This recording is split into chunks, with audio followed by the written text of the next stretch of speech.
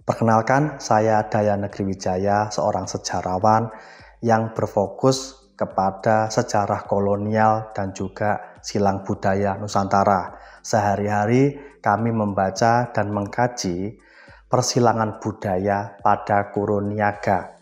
Pada tahun 2022, kita sempat memenangkan lomba penulisan artikel Jalur Rempah yang bertajuk Nusa Ambon Silang Budaya. Kita merasa tertarik untuk melanjutkan upaya pengkajian itu. Pada kesempatan ini, kita ingin mengajukan kajian terkait perahu atau teknologi dan pengetahuan pembuatan perahu di Tidore yang kita beri tajuk Otidomu Kembara Bahari Perahu Tradisi. Otidomu dalam bahasa lokal Tidore dapat kita artikan sebagai galangan perahu. Oti perahu, domu galangan, berarti galangan perahu.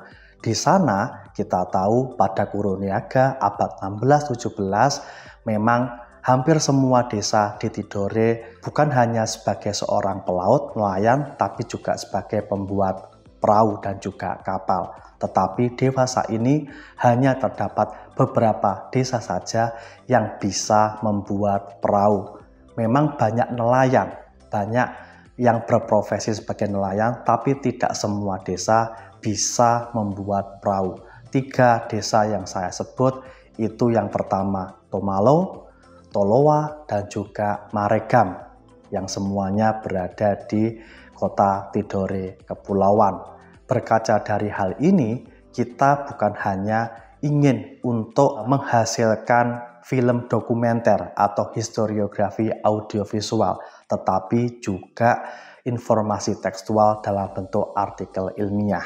Maka kita berupaya untuk mengembangkan film dokumenter itu sendiri, sehingga ada 3 langkah yang ingin kita lakukan. Pertama, tahap praproduksi pembuatan film yang biasanya terdiri dari rangkaian kegiatan seperti pencarian literatur, bukan hanya literatur utama tapi juga literatur pendukung. Literatur utama biasanya kita bisa mencari dari beberapa arsip online seperti misalnya Rijks Museum atau Arquivo Nacional Torre Tombo yang berada di Portugal. Kemudian kita juga menyusun storyline, apa jalan cerita atau alur cerita dalam film itu sendiri. Baru setelah itu kita bisa melengkapi storyline itu dengan beberapa gambar yang kita sebut sebagai tata pamer atau storyboard. Baru setelah mengembangkan storyboard itu kita bisa memilih informan dan juga narasumber dalam film.